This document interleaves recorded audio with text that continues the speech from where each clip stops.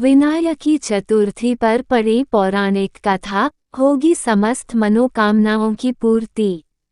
श्री गणेश चतुर्थी व्रत की पौराणिक कथा के अनुसार एक बार भगवान शिव तथा माता पार्वती नर्मदा नदी के किनारे बैठे थे। वहां माता पार्वती ने भगवान शिव से समय व्यतीत करने के लिए चौपड़ खेलने को कहा। शिव चौपड़ खेलने के लिए तैयार हो गए, परंतु इस खेल में हार जीत का फैसला कौन करेगा, ये प्रश्न उनके समक्ष उठा तो भगवान शिव ने कुछ तिनके एकत्रित कर उसका एक पुतला बनाकर उसकी प्राण प्रतिष्ठा कर दी और पुतले से कहा, बेटा, हम चौपड़ खेलना चाहते हैं, परंतु हमारी हार जीत का फैसला करने वाला कोई नहीं है, इसलिए तुम बताना कि हम दोनों में से कौन हारा और कौन जीता। उसके बाद भगवान शिव और माता पार्वती का चौपड़ खेल शुरू हो गया। ये खेल 3 बार खेला गया और संयोग से तीनों बार माता पार्वती ही जीत गईं।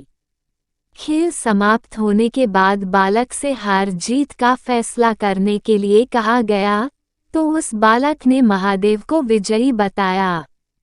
ये सुनकर माता पार्वती क्रोधित हो गईं और क्रोध में उन्होंने बालक को लंगड़ा होने, कीचड़ में पड़े रहने का श्राप दे दिया।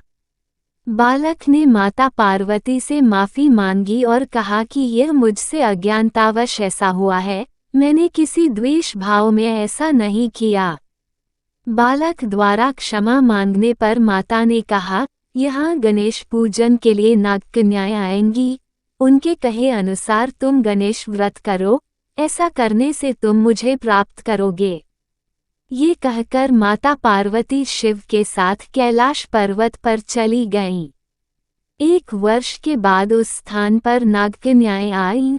तब नागकन्याओं से श्री गणेश के व्रत की विधि मालूम करने पर उस बालक ने 21 दिन लगातार गणेश जी का व्रत किया। उसकी श्रद्धा से गणेश जी प्रसन्न हुए। उन्होंने बालक को मनोवांछित फल मांगने के लिए कहा। उस पर उस बालक ने कहा, हे विनायक, मुझ में इतनी शक्ति दीजिए कि मैं अपने पैरों से चलकर अपने माता पिता के साथ कैलाश पर्वत पर पहुंच सकूं और वे ये देख प्रसन्न हों। तब बालक को वरदान देकर श्री गणेश अंतर्ध्यान हो गए। इसके बाद वह बालक कैलाश पर्वत पर पहुंच गया और कैलाश पर्वत पर पहुंचने की अपनी कथा उसने भगवान शिव को सुनाई।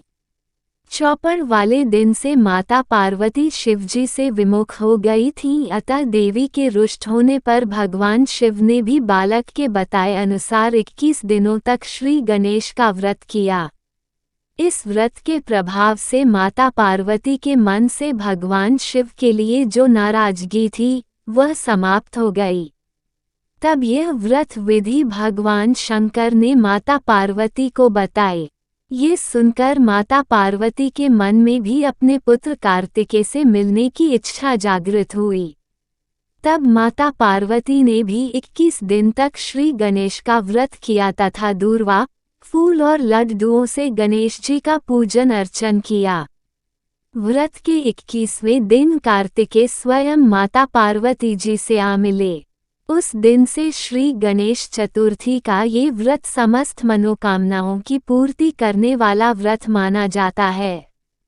इस व्रत को करने से मनुष्य के सारे कष्ट दूर होकर मनुष्य को समस्त सुख सुविधाएं प्राप्त होती हैं।